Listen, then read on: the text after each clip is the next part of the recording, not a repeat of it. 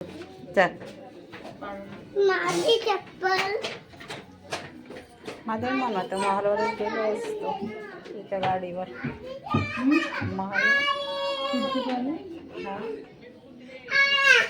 सामान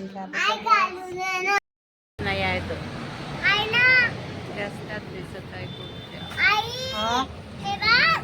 काळा ड्रेस चल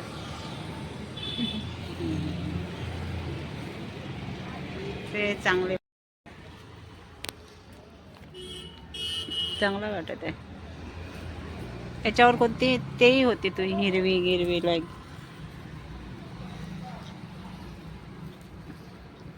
त्याला तर शिलाई माराच लागते म्हणून.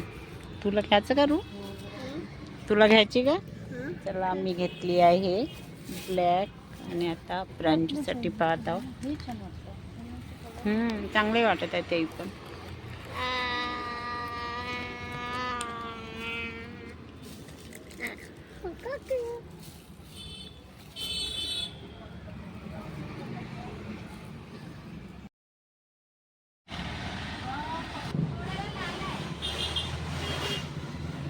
Friends, welcome to my channel Sunita Wankhade ब्लॉगमध्ये तुमचे स्वागत आहे. फ्रेंड, कशा आहात तुम्ही? ठीक असाल, ठीकच राहा. मी पण ठीक आहे. आता माझी ट्रीटमेंट अजून थेरपीचे 5 दिवस राहिले आहेत, कारण 15 दिवस पुन्हा वाढवले असल्यामुळं आणि 2 सलाईना इंजेक्शन वगैरे राहिलेलं आहे.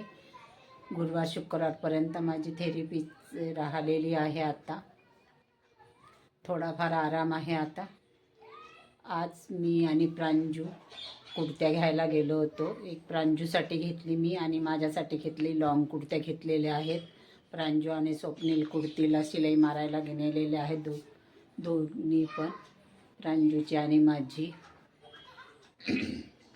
रुही पण सोबत गेलेली आहे. आमचं चहा पाणी वगैरे झालेलं आहे. आता थोडा आराम आहे मला. चला आता 4-5 दिवस झाले की पुढल्या या महिन्यात आम्हाला लग्नाला पण जायचं आहे.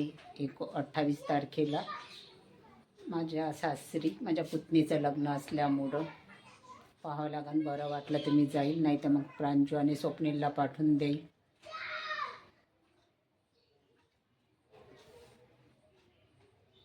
छान लॉंग कुर्त्या आणलेल्या आहेत दोघींसाठी पण.